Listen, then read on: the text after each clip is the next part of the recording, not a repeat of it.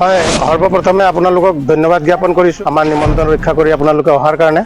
আমি আজি সকলোৱে ৰাইজে ইয়াত একত্ৰিত হৈছোঁ আৰু আমাৰ ছোট টেংৰাই চাহ বাগিচাৰ অসম চাহ মজদুৰ সংঘৰ প্ৰাথমিক গোটৰ লগতে সকলো ৰাইজে চবেই গোট খাইছে।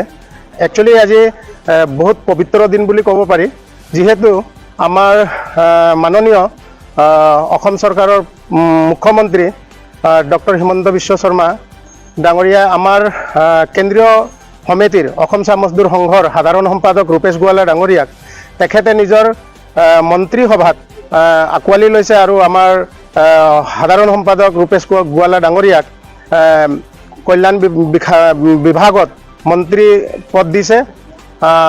তেখেতৰ কাৰণে সেইটোৰ কাৰণে তেখেতক আমি ধন্যবাদ জ্ঞাপন কৰিবৰ কাৰণে বিচাৰিছোঁ।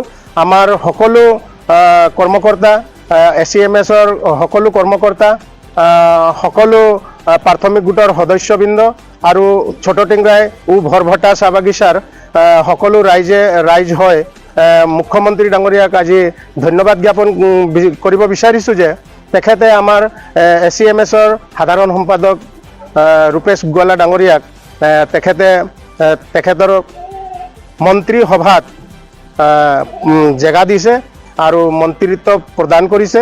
তেখেতৰ কাৰণে পুনৰবাৰ হিমন্ত বিশ্ব শৰ্মা ডাঙৰীয়াক ধন্যবাদ জ্ঞাপন কৰিছোঁ আৰু লগে লগে আমাৰ অসমৰ মুখ্যমন্ত্ৰী ডাঙৰীয়াক এটি অনুৰোধ যে তেখেতৰ ভাষণত আমি গম পাইছোঁ যে সমগ্ৰ অসমত 125 কোটি আমাৰ চাহ জনগোষ্ঠী আদিবাসী লোক আছে বুলি গম পাওঁ। তো সেয়েহে মুখ্যমন্ত্ৰী ডাঙৰীয়াক আমি অনুৰোধ জনাব বিচাৰিছোঁ 26 চনত যি বিধানসভা অনুষ্ঠিত হ'ব আৰু সেইটোত যাতে আমাৰ বেছিছে বেছি আমাৰ চাহ জনগোষ্ঠীক নেতৃত্ব দিবৰ কাৰণে অনুৰোধ জনাইছোঁ। লগে লগে আমাৰ মুখ্যমন্ত্ৰী ডাঙৰীয়াক আৰু এটি অনুৰোধ যে অন্ততঃ আমাৰ চাহ জনগোষ্ঠীৰ যিমান প্ৰতিনিধি কৰি পেলাই বিধায়ক হয় তেওঁলোকে বিধানসভাত যায়, তেওঁলোকক অন্ততঃ দুইটা কমচে কম মন্ত্ৰী কেবিনেটত মানে স্থান দিয়াৰ কাৰণে অনুৰোধ জনাইছোঁ আৰু তেখেতৰ নেতৃত্বত বলিষ্ঠ ভাষাৰে তেখেতে আমাৰ চাহ জনগোষ্ঠী আদিবাসী লোকৰ কাৰণে তেওঁ কাম কৰিছে, পদক্ষেপ লৈছে। আমি সেইটোৰ কাৰণেও তেখেতক আমি ধন্যবাদ জ্ঞাপন কৰিছোঁ। আমাৰ চাহ জনগোষ্ঠীৰ কাৰণে বাগিচাই হাইস্কুল নিৰ্মাণ কৰি দিছে, ৰাস্তা পদূলিও ঠিক কৰি দিছে। সেইকাৰণে তেখেতক আমি ধন্যবাদ জ্ঞাপন কৰিছোঁ।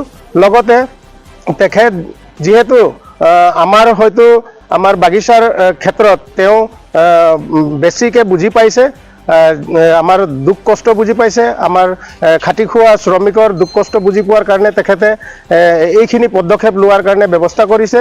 সেইটোৰ কাৰণেও তেখেতক ধন্যবাদ জ্ঞাপন কৰিছোঁ। লগে লগে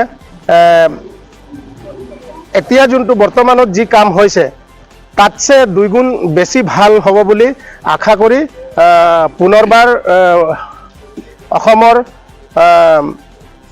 মুখ্যমন্ত্ৰী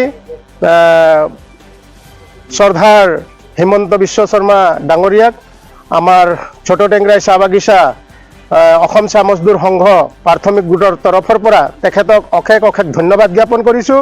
লগতে আমাৰ শ্ৰদ্ধাৰ ৰূপেশ গোৱালা ডাঙৰীয়াকো অশেষ ধন্যবাদ জ্ঞাপন কৰিছোঁ আৰু ভগৱানৰ ওচৰত আমি প্ৰাৰ্থনা জনাম যে তেখেতে নিজৰ পদবীটো সুকৰমে চলাই যাব আৰু আমাৰ চাহ জনগোষ্ঠী খাটি খোৱা শ্ৰমিকৰ আৰু আদিবাসী সকলোকে তেওঁ ভালকৈ লৈ যাব আৰু যিখিনি প্ৰাপ্য আছে সেইখিনি চৰকাৰ ঘৰৰ পৰা আনি চবকে দিয়াৰ কাৰণে ব্যৱস্থা কৰিব বুলি সেই আশাৰে সকলোকে ধন্যবাদ জ্ঞাপন কৰি এই পদবী পোৱাৰ বাবে তেখেত আমাৰ চাহ জনগোষ্ঠীৰ উন্নয়ন পদক্ষেপ ল'ব বুলি আশাৰে তেখেতক ধন্যবাদ জ্ঞাপন কৰি আজিৰ ক'বলগীয়াখিনি মই ইয়াতে সমাপ্ত কৰিছোঁ বুলি ঘোষণা কৰিলোঁ। ধন্যবাদ।